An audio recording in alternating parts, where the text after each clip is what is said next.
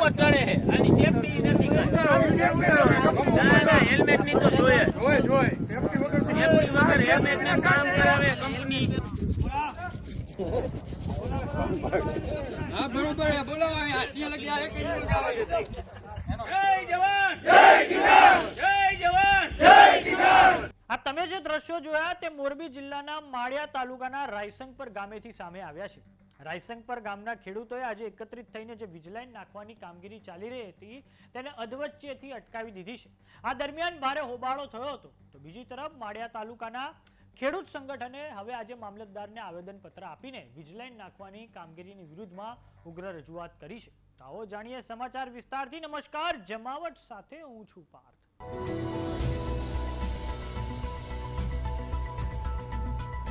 એક તરફ મોરબી જિલ્લાના જેતપર ગામે ખેડૂતો વીજલાઈન નાખવાની કામગીરીના વિરોધમાં આમરણ ઉપવાસ પર બેસી ગયા છે।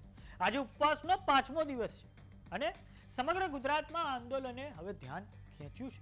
તો હવે આજ મોરબી જિલ્લાના માળિયા તાલુકાના રાયસંગપર ગામે વીજલાઈન નાખવાની આજે કામગીરી ચાલી રહી હતી તેમાં ખેડૂતોએ સ્થળ પર પહોંચીને કામગીરી અટકાવી દીધી હતી। ત્યારબાદ ભારે હોબાળો થઈ ગયો હતો। તો સૌપ્રથમ આપણે નજર કરીએ રાયસંગપર ગામેથી જે દ્રશ્યો સામે આવ્યા છે તેની પર। જો આ એક આ છે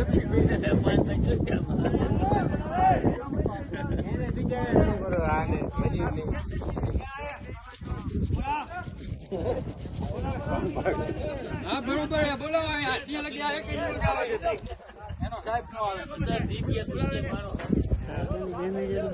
સાહેબ ને બોલાવજો ત્યાં લગી જાજો પવન આવે એટલે પડે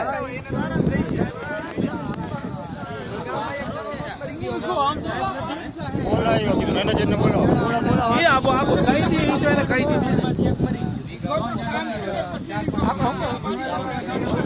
એ ભગવાન એ ભાનભાઈ એ હવે તમે બધા શરૂઆત કરો રાજીનામા દેવાની અત્યારે હાલતું કરો આજે કરો એટલે શરૂઆત થાય।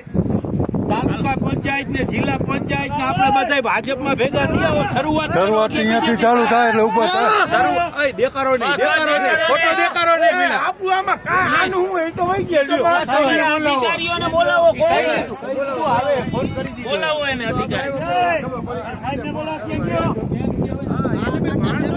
સાહેબ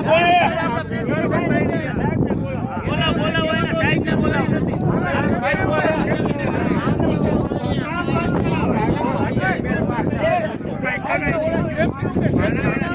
એને વિડીયો ઉતારે કે જો આમનામ ઉપર ચડે છે આની સેફટી નથી ના હેલ્મેટ ની તો જોઈએ સેફટી વગર હેલ્મેટ ને કામ કરાવે કંપની સેફટી વિના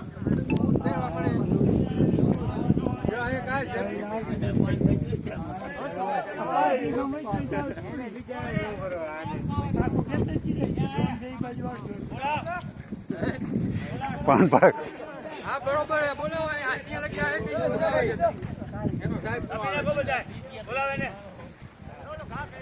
એના સાહેબ ને બોલાવજો ત્યાં લગી આને બેહારી રાખજો હા નકર તો પાસે કાલ સવારે આવી જાય।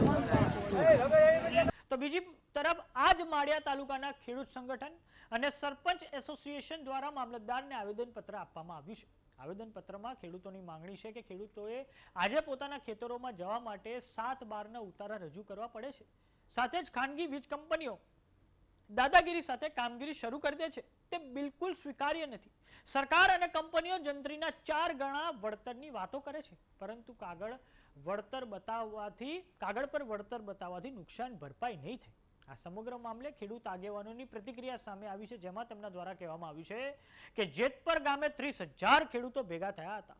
જો સરકાર સમજી જાય તો સારું। આ 30,000 30 લાખ કરતા વાર નહીં લાગે। 30 લાખ થશે તો ગાંધીનગર સુધી રેલો આવી જશે। જો સરકાર હાલમાં નહીં સાંભળે તો અમારી દિલ્હી સુધી જવાની તૈયારી છે। આવો સાંભળીએ ખેડૂતોએ શું પ્રતિક્રિયા આપી છે। બેની ઊંઘી સરકારને આવેદનપત્ર દેવા આવ્યા છે। ખેડૂત સાથે અન્યાય થાય છે કેવું કાર્યનો પ્રશ્ન છે।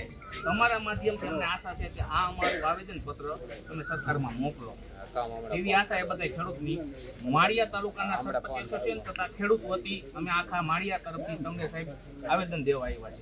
અમારો અવાજ ગાંધીનગર સુધી પહોંચે એવી અમને આશા છે। રાખો એટલે મેં આ ફોટો બધા સરપંચનો રાખો. જેટલા મેક્સિમમ આવી શકું એટલા મેં લઈ છે કે જેતપર ગામે 30,000 માણસો ખેડૂતો ભેગા થયા હતા. હવે આટલા 30,000 કાલ થયા છે. જો હવે સરકાર સમજી જાય સારું, આ 30,000 30 લાખ થતા વાર નહીં લાગે. 30 લાખ થશે તો ગાંધીનગર સુધી રેલો આવશે. એમાંય સરકાર જો અમારું નહીં સાંભળે તો આગળ અમારી દિલ્હી સુધી જવાની તૈયારી છે. એટલે આટલી અમારી માંગણી સાથે અમે સરકારને વિનંતી બે હાથ જોડીને કરી, કહેતા હોય તો દંડવટ કરી, આટલામાં સમજી જાઓ અને ખેડૂતને ન્યાય આપો. કે જે વળતર છે, જે કલેક્ટરે જે કોરિડોર નક્કી કર્યો છે તેના બહાર પણ એ લોકો બળજબરીથી કામ કરે છે.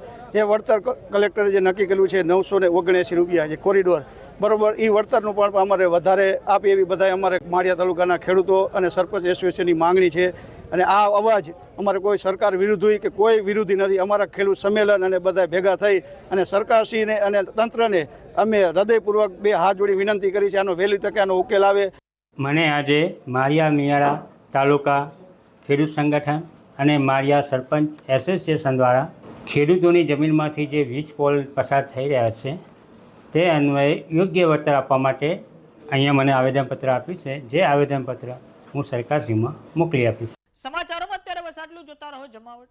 જો તમે અમને યુટ્યુબ પર જોઈ રહ્યા તો સબસ્ક્રાઇબ કરો. જો તમે અમને ફેસબુક પર જોઈ રહ્યા તો ફોલો કરો. વોટ્સએપ ચેનલને જોઈન કરવાનું ન ભૂલતા. નમસ્કાર.